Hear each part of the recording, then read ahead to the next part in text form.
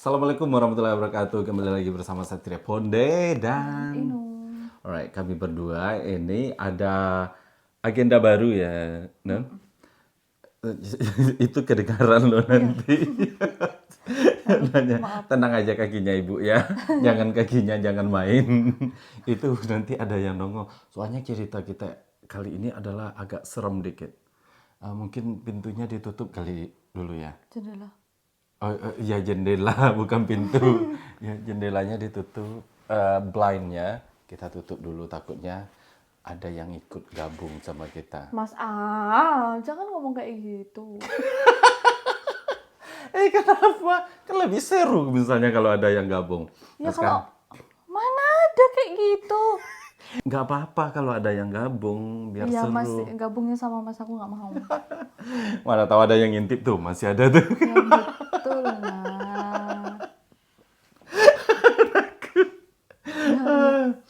Oke, jadi gini guys, ini memang channel reaction, tapi kayaknya kita ada ide baru juga ya. Kenapa? Karena si Inun ternyata ini tertarik dengan kisah-kisah gitu. Jadi kita kadang kalau lagi nggak ada ngapa-ngapain kita cerita-cerita ya, dan mayoritas Inun yang sering bertanya ke saya ada cerita ini, ya jadi saya jelasin. Oh gawat itu, pokoknya menarik bagi dia. Jadi dia bilang ya udah kenapa nggak bikin vlog aja, kayaknya menarik bagi orang-orang yang untuk mendengarnya juga gitu, karena Iya, kisah ini adalah kisah nyata. ya. Untuk kali ini kita mau cerita tentang apa nih, tentang The Ripper. Oke, kali ini aku mau menceritakan tentang Yorkshire The Ripper. Nah, ini terjadi di bagian utaranya Inggris. Yorkshire adalah nama provinsi di Inggris, salah satu nama provinsi, dan Ripper ini artinya yang menganiaya, dan ini sampai pembunuhan. Jadi memakan banyak korban penganiayanya ini dilakukan oleh satu orang. Oke, kita belum kasih tahu siapa orangnya, tapi aku akan ceritakan alurnya dulu.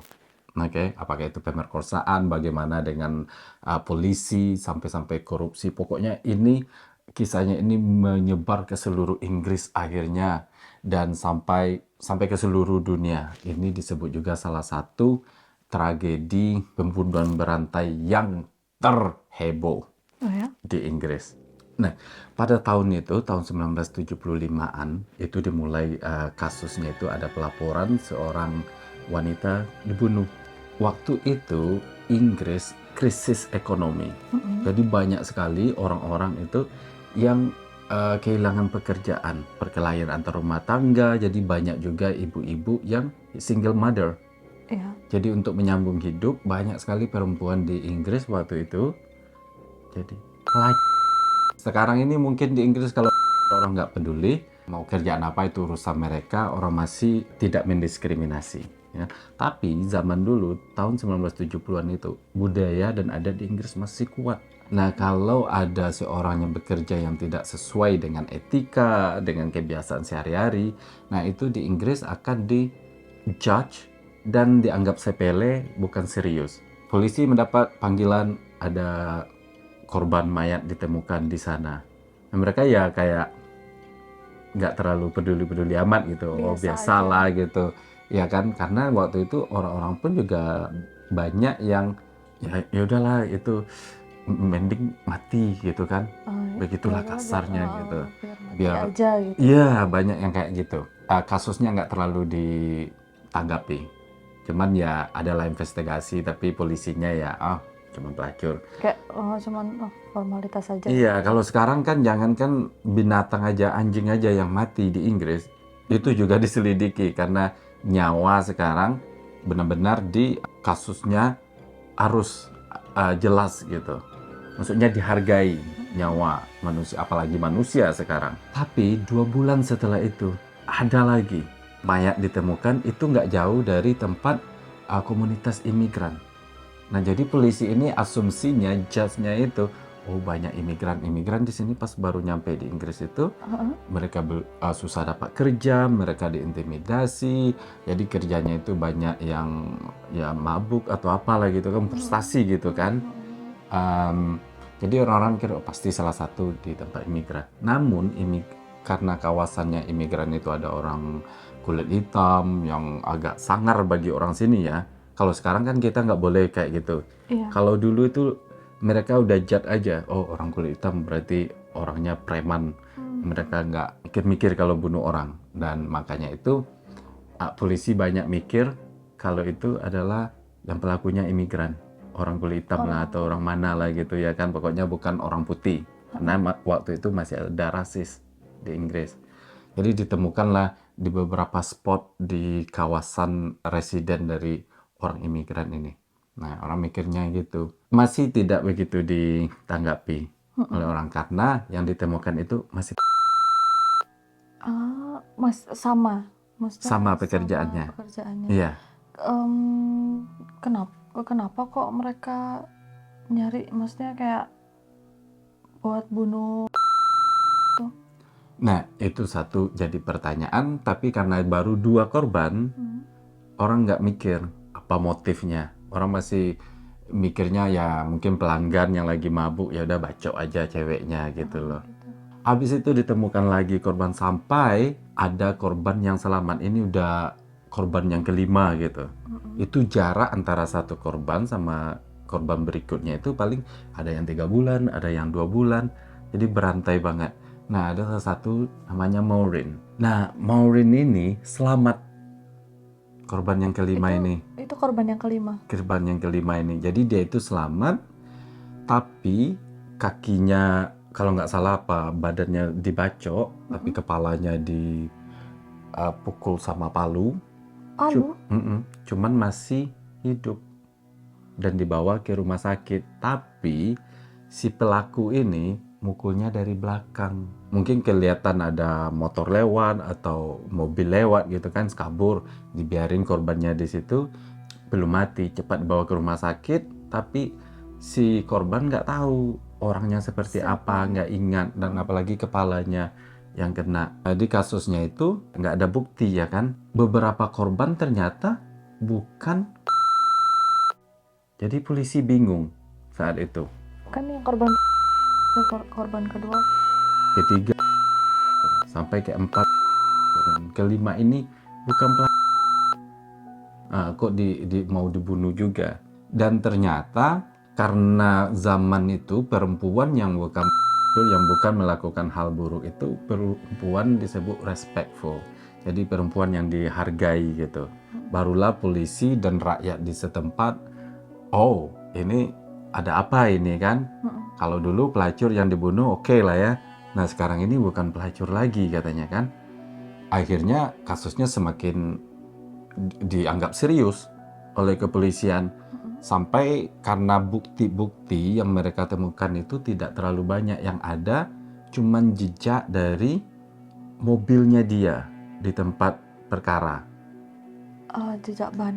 Jejak ban mobil, ya ban mobil. Dan sepatunya. Sepatu dari si pelaku. Ukurannya berapa, modelnya kayak sidik jari lah ya. Punya apa gitu kan.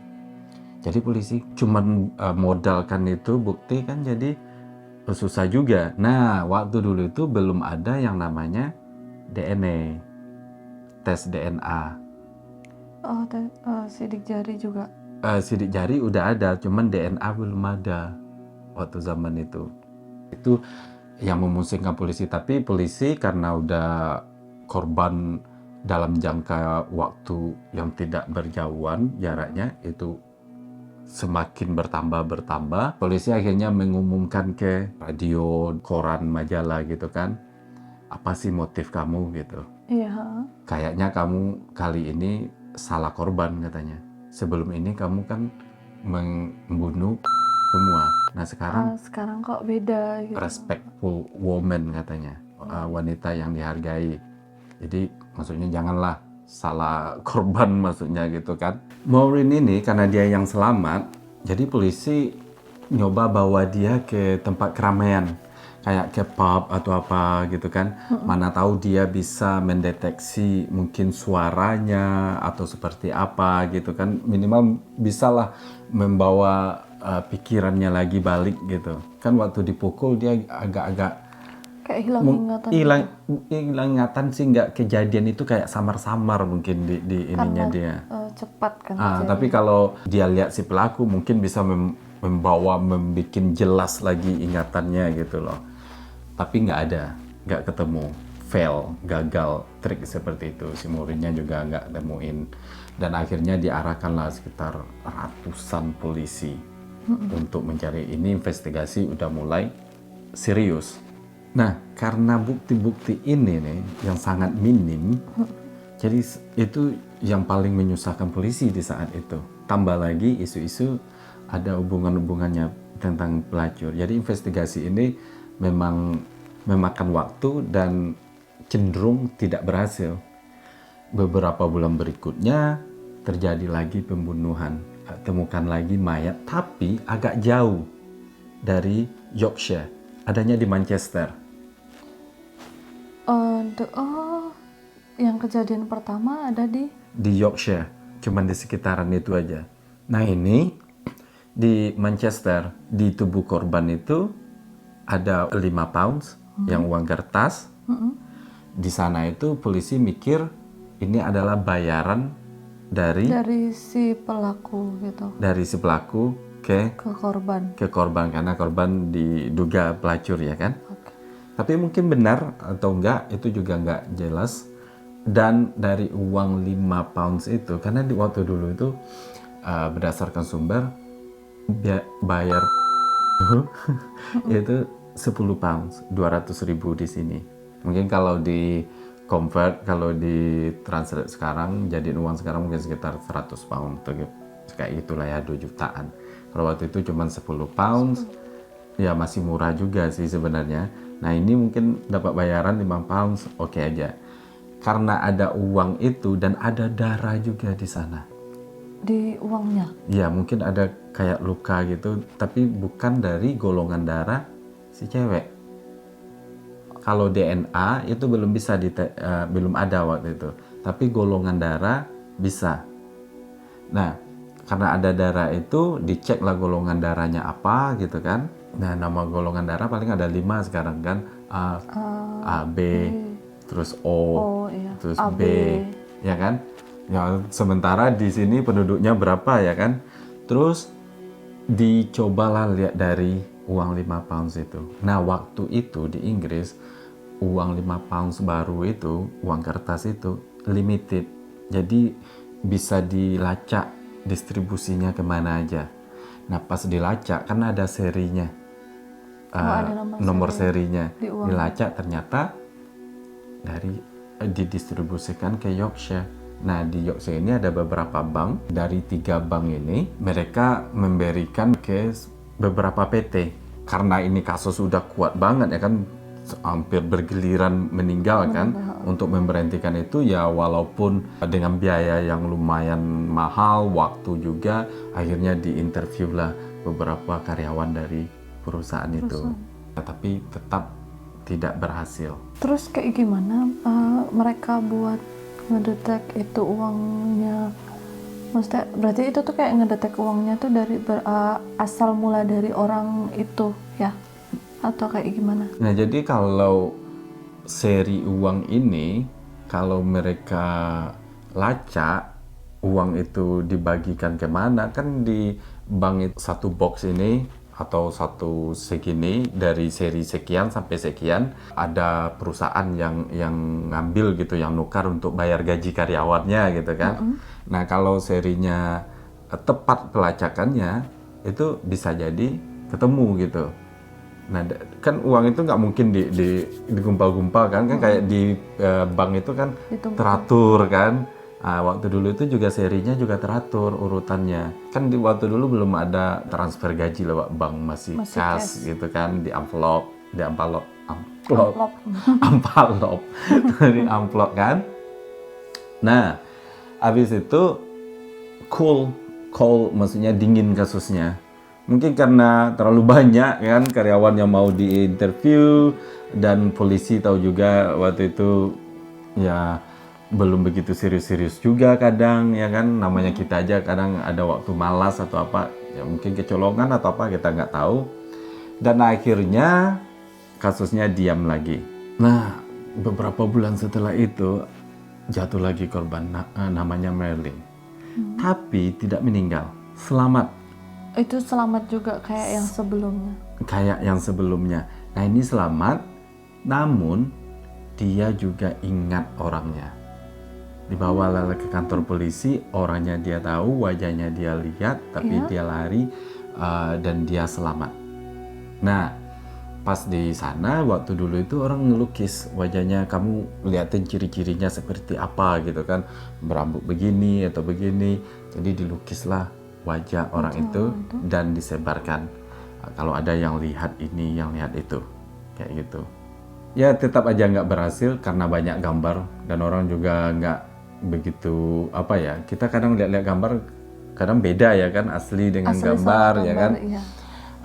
Akhirnya ada lagi korban yang jatuh, namanya Helen. Di sini polisi makin panik karena Helen ini juga bukan. Semakin panik, akhirnya polisi memberikan hadiah bagi siapa yang mengaku atau yang tahu gitu kan, atau yang karena foto semua udah dipublikasikan kan, mungkin aja ada gitu kan, jadi dikasihlah 10.000 pound sterling. Waktu itu banyak banget, mungkin bisa bikin rumah sampai 30.000 pound sterling gitu loh. Oh, mereka bikin sayembara gitu. Iya kayak gitu bagi yang tahu gitu, ayo cepat lewat telepon atau lewat surat sampai setiap orang yang bertengkar sama istrinya atau sama suaminya ditelepon polisi ini the Reaper-nya katanya kan, atau yang lagi bertengkar sama pacarnya sama temannya dituduhlah dia the Reaper-nya diangkatlah sama polisi. Kebayang nggak sih kalau kita bertengkar taunya aku So, aku telepon lah kantor polisi aku. tapi aku Asia kan, orang Asian, jadi nggak mungkin. Sampai beribu, malah jutaan surat masuk untuk jadi polisi, oh gila, berarti ini nggak mulus caranya ya kan, makin Kayak- pusing lah ya kan. Kayak menambah kerjaan gitu nggak sih? Iya nambah kerjaan Harus banget kan, filter semuanya, surat belum yang lagi masuk. telepon. Semua orang kalau mendengar uang segitu, apalagi seperti ku bilang tadi, kalau perekonomian lagi sulit, makanya uang segitu ya gua telepon aja ya kan, mana tahu untung-untung berhadiah. Nah kemudian beberapa bulan setelah itu lagi-lagi ada lagi namanya Yvonne, itu dibuanglah tubuhnya di tong sampah. Terus ada lagi ditemukan di depan rumah sakit mayatnya. Ini udah agak mulai, iya, jadi pelaku ini udah agak mulai go public. Polisi makin pusing. Ini dia nggak takut-takut lagi gitu, nggak diam-diam lagi. Dia benar-benar ingin mempermainkan rakyat, warga sama polisi. Sementara polisi cuma ada bukti dari uang 5 kertas, 5 pound. sama jejak mobil, sama golongan darah. Ya itu aja kan. Nah habis itu ternyata dia kirim surat, semakin mempermainkan polisi. Kirim surat ke polisi, memperkenalkan diri, karena dia kan lihat TV kan, semua pada sibuk, pada heboh, mungkin dia ketawa kali ya kan, sambil membunuh terus. Setiap dia membunuh ya semakin apalah, kayak orang, kayak permainan lah bagi dia. Semakin banyak yang beritain dia makin Viral kalau zaman sekarang kan. makin viral makin berulah. Ya makin kita bikin vlognya. Kalau aku kayak gitu juga. Tapi aku bukan membunuh guys. Jadi kalau viral vlognya kayak ini ya udah bikin lagi. Yang ditemukan di rumah sakit ini dekat kawasan mewah. Jadi ini bukan pelacur lagi. Di kawasan mewah, si cewek bekerja di bank. Jadi motivasinya apa? Malam-malam makin membingungkan banget bagi polisi. Apa sih motivasinya gitu? Dan ini sampai 4 tahun berantai. Dari beberapa bulan, ada yang jaraknya 3 bulan, ada jarak yang 2 bulan. Akhirnya ini anak membabi buta. Sampai 4 tahun itu 4 tahun belum ketemu karena evidence, bukti-bukti dari polisi itu nggak kuat. Jadi nggak tahu, jangankan ngira-ngira, memang blank siapa sih pembunuhnya. Karena dia ini salahnya yaitu tadi, dia ini semakin kecanduan, semakin mempermainkan. Dikirimlah kayak tape, kaset yang kita bisa ngerekam suara kita itu loh. Oh iya. Zaman itu kan diperkenalkan lagi lah dirinya. udah 4 tahun loh katanya, kalian nggak bisa nangkap saya katanya gitu. Oh, malah dicemooh gitu. Malah dicemoohin. Sekarang ini polisi udah dapat surat, jadi di surat itu ditulis dengan tangan kan, bukan di tape, namanya dikenalkan Jack. Jack the Ripper ini ada hubungannya dengan pembunuhan berantai di zaman-zaman yang dulu, waktu zaman Victorian. Jadi ada bukunya. Jadi dia merefer ke buku itu, caranya dia sekarang ini. Oh gitu. Yes. Jadi dia mengikuti buku dari buku itu. yang seperti itu, tapi dengan gaya modernnya dia, karena dia udah di tahun 1970-an. Yang ini kan tahun 18 sekian gitu kan. Di polisi ada tape suaranya, ada surat dari dia, golongan darahnya dia, itu dikumpulkan semua ya kan. Dibawalah ahli-ahli suara di Inggris ini, dikumpulkan, dianalisa lah. Karena di Inggris ini kan banyak logat kan, kayak di Indonesia juga ada logat Jawa, logat Minang. Nah dia ini pakai logat Newcastle. Nah para ahli bilang orangnya dari Newcastle, logatnya dari sana gitu.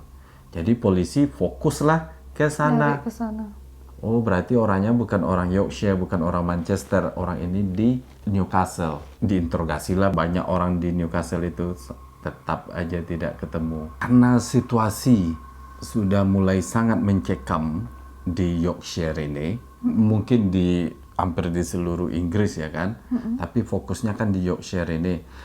Yang orang tahu korbannya itu wanita, walaupun pelajar awal-awalnya, tapi sudah merembas kemana-mana. Ada dari umur yang 18 sampai umur 40, malah ada yang 50, yang belia. Akhirnya anak-anak kuliah semuanya itu kalau udah pulang berburu-buru masuk ke dalam mobil untuk pulang gitu. Di TV nggak boleh, perempuan nggak boleh keluar malam gitu. Pokoknya jangan keluar malam. Karena zaman itu kan zaman-zaman mulai kebebasan, emansipasi wanita di zaman itu di Inggris.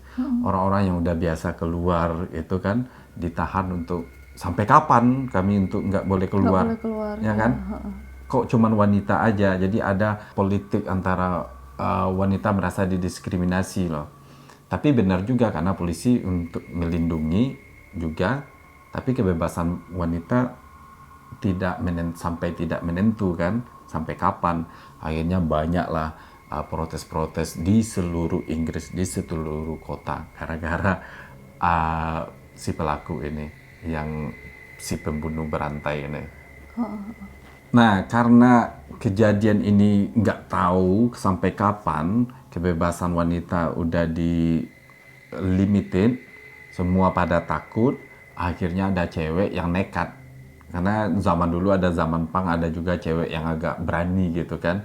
Waktu itu Perdana Menterinya Inggris juga perempuan.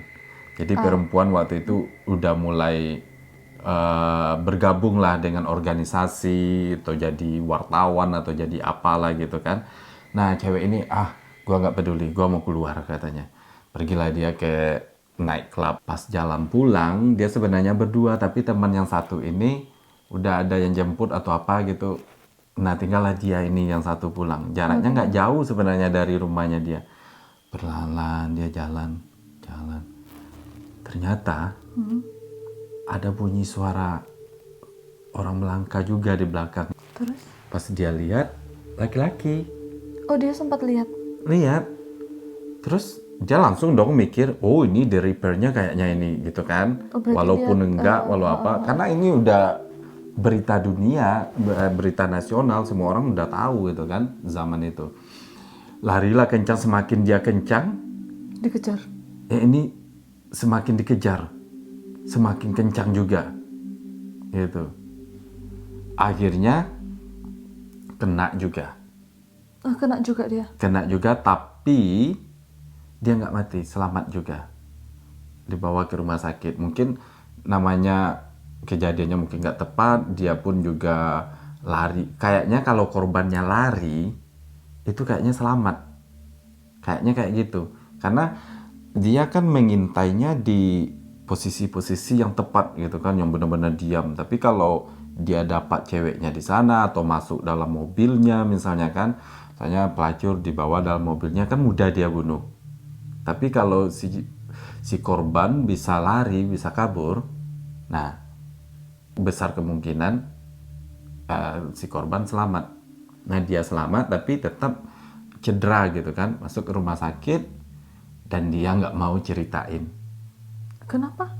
Karena dia malu, karena udah disuruh jangan keluar kan. Tapi dia malah keluar. Dia malu, dia merasa berani gitu kan. Jadi udah banyak sekali korban, kalau nggak salah nyampe 10 orang, kalau nggak salah sampai 13 orang yang terbunuh. Itu jaraknya nggak jauh, nyampe 6 tahun. Nah, sebelum masuk ke 6 tahun itu ada beberapa jarak dia nggak ngebunuh. Jadi orang mikir, oh nggak ada lagi, udah beberapa bulan. Udah berhenti berarti. Kayaknya dia udah masuk penjara, apakah dia itu meninggal, nggak ada pembunuhannya kan. Tahu-tahunya setelah itu diberitain meledak lagi. Ada. Nah, karena orang udah dikumpul semua ahli-ahlinya, jurnalis semuanya, adalah beberapa orang yang bilang, ini kok polisi fokusnya ke berawal kasus ini dari pelacur gitu. Biar polisi nggak kelihatan pro sama pelacur gitu. Walaupun berikutnya ada wanita-wanita biasa yang meninggal, tapi polisi ini kayaknya ada sesuatu jadi pertanyaan orang. Nah, dianalisa lah, memang sebelum ini ada nggak yang mayat ditemukan? Atau ada nggak laporan segala macam gitu kan? Dilihat lagi lah arsip-arsipnya, ternyata ada satu orang dengan cara yang sama, namanya Olive. Nah, dia ini selamat, tapi polisi nggak nyari si Olive ini. Padahal si Olive ini bukan. Tapi dikiranya si Olive itu Sama si pembunuh mungkin. enggak. Sama polisi tahu kalau si Olive bukan pelacur. Terus kenapa dia nggak diinterogasi? Nggak di interview atau semakin dalam gitu ya. Iya, heeh. Karena polisi ingin melabelkan pembunuhan ini pembunuhan pelacur. Jadi kasusnya nggak berat-berat banget gitu loh. Ngerti kan? Ngerti. Ternyata sebelum itu terjadi ada si Olive. Nah, barulah kasus ini semua barang-barang bukti semuanya dikumpulkan. Barang bukti masih nggak banyak, yang ada tape recorder, suaranya dia, surat, golongan darah, uang yang itu, jejak ban mobilnya, Sama jejak sepatu. jejak sepatunya. Tapi kan nggak mungkin bisa disatukan terus nunjuk orang itu dia pembunuhnya, kan nggak bisa ya kan. Nggak bisa. Nah, dicarilah oleh polisi si Olive ini. Gimana proses kamu ini? Ya benar, sama kayak korban-korban yang lain. Dan dia bilang dia bukan orang Newcastle. Dia orang lokal katanya. Disitulah heboh. Dari saya mendengar suaranya dia itu orang lokal, karena dia ada yang korban dibawa ke dalam mobilnya kan, dia ngomong mungkin Ngobrol dulu sebelum kejadian. atau kadang orang yang kayak gitu kan mereka ngomong sendiri juga kan. Di situ kedengar suara dia orang lokal katanya, bukan orang Yorkshire katanya.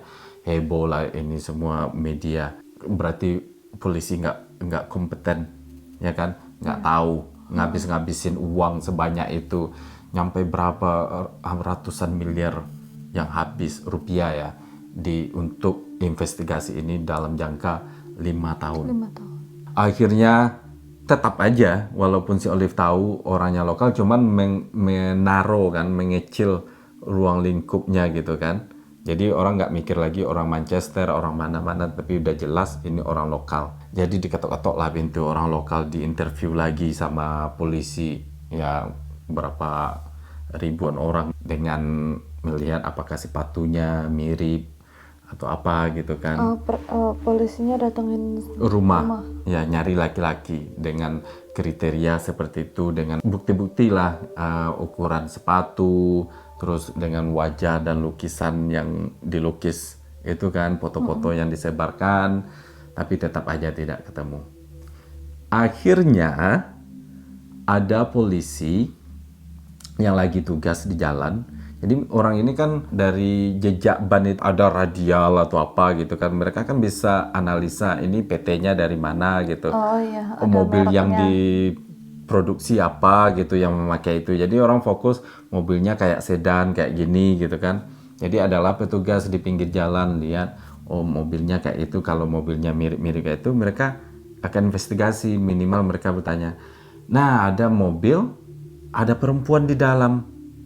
Dan mereka itu melakukan kriminal yang si cowok ini ke perempuan ini.